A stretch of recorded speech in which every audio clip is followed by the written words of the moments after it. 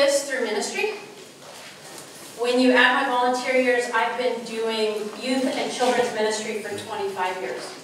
And God brought me to Barclay College in Howland, Kansas in 1991. And spring semester, I had a professor say to me, hey, there's a new ministry starting in Buckland, Kansas, which is 20 miles west of here. And he said, would you get involved? And so I brought 19 college students every Wednesday night to Buckland. We built the program from preschool clear through high school. And I ran that program for 14 and a half years. And there's a lot of poverty in Buckland. And I began working with kids that just came from low economic situations, and I began seeing things that I didn't understand. I began scratching my head because I saw kids that I knew had a deep, profound relationship with Jesus. And I'm watching them move into adulthood, and they're repeating the cycle of poverty. Now, I don't know about you, but as a young kid coming from the church, I had this concept that if you found Jesus, everything kind of began to line out, right? I began saying to the Lord, Lord, you keep bringing us kids in poverty. And I am not okay with bringing them the gospel, but not giving them the tools to become healthy, thriving adults. So I had a kid that I first got to know when she was in 3rd grade. There were 5 kids in the family. Every week I would go out to their house. I would pick up the 5 kids, bring them to our Wednesday night program. Just love these kids, love their parents. They came from some of the deepest, most profound poverty I've ever seen personally in my ministry work. And this young lady would tell you that at age 11, she said yes to Jesus in our program. And from the time she was born till the time she graduated high school, she moved 22 times. Most of that was in a 3-county area, so I was able to stay connected to the family. So she graduates high school, she graduates with 3.8, and she ends up going to Wichita and living with her sister who has 2 kids, single parent, and life just spun out. She was just there helping out sister. So I call her one day and I'm like, hey, go to camp with us, I need your help. We do a summer camp every year. And I said, come to camp with us. So she came to camp, she helped us out, and I was able to convince her that we go to college.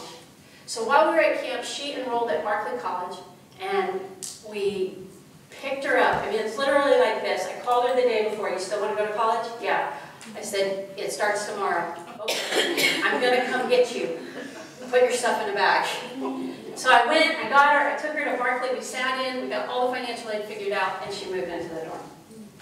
Had another young lady, she got connected to our ministry at age 17 in Pratt. She was born out in California. She spent time in her life homeless. She spent time in foster care systems. She would tell you that the first time she did drugs, she was 8 years old. And the last time she did drugs, she was 18. So she has a really amazing story. She came to camp with us. She accepted Christ. And I said to her, why don't you go to Barclay College? So she said yes. Same scenario. One of our staff people called her, hey, Barclay starts tomorrow. You still in? Yeah, I'm in. One of our staff people drove to her house, threw everything into a black garbage bag, brought her to Barclay, sat down, helped her get financial aid done, and she was in. 2 years into college, both of these girls, and I went to our executive director and I said, look, Joel, they're doing well. They're doing great. I mean, imagine, guys, this is the first time in their life they're experiencing stability. They know where they're going to sleep every night. They know they're going to eat.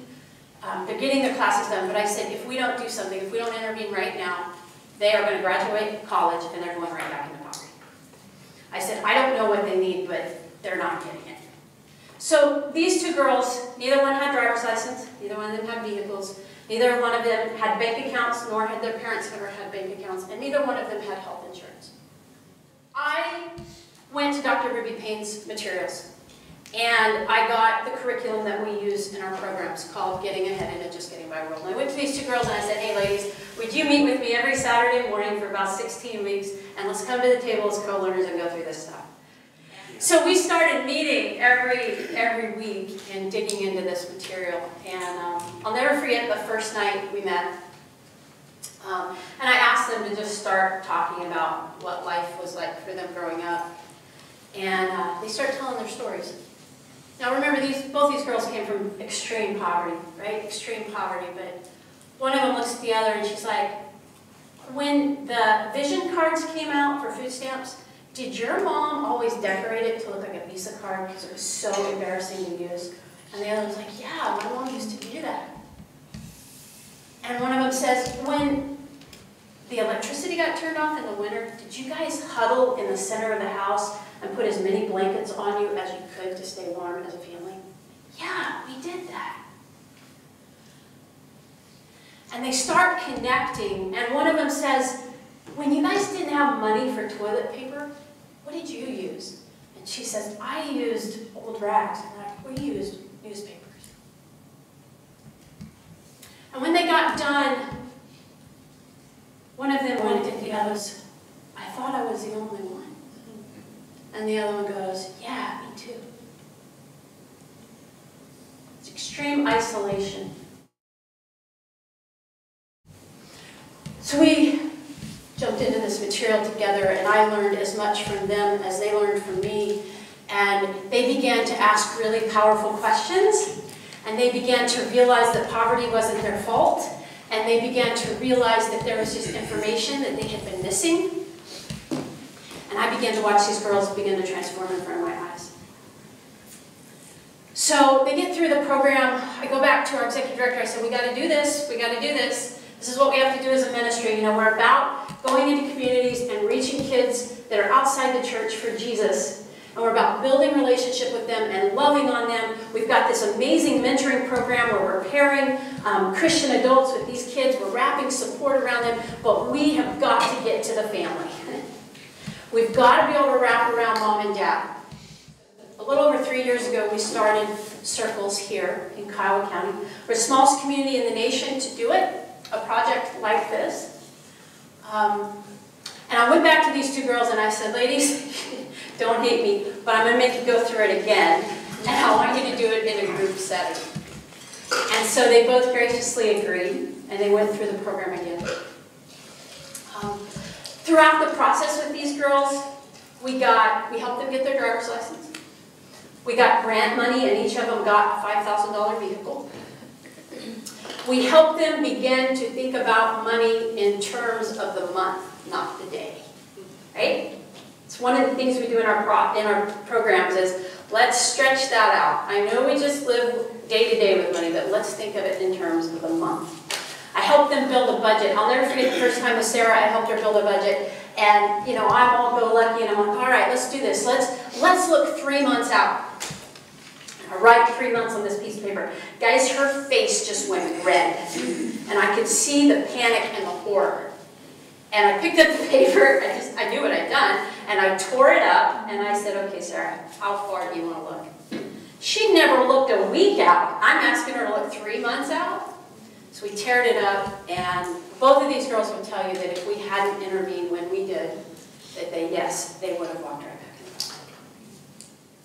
Now, I told you at the beginning, I come from youth ministry. So I'm going to tell you, when you do youth ministry and when you do mentoring, you come alongside a kid and you love on them and you pour into them and you disciple them and you're a cheerleader. But at the end of the day, if chaos is happening at home, you're just saying, hey, hang on, hang on, hang on. I'm here for you, hang in there. One day you can create a different life. But with a program like this, I tell you, there's nothing like it. When you can wrap around mom and dad and love on them in a program like this, and you watch that chaos and that toxic stress drop, and here's this kid that you adore who suddenly relaxes in front of your eyes and starts living. There is nothing like it. So I love that dynamic. We're changing communities one person at a time through this work.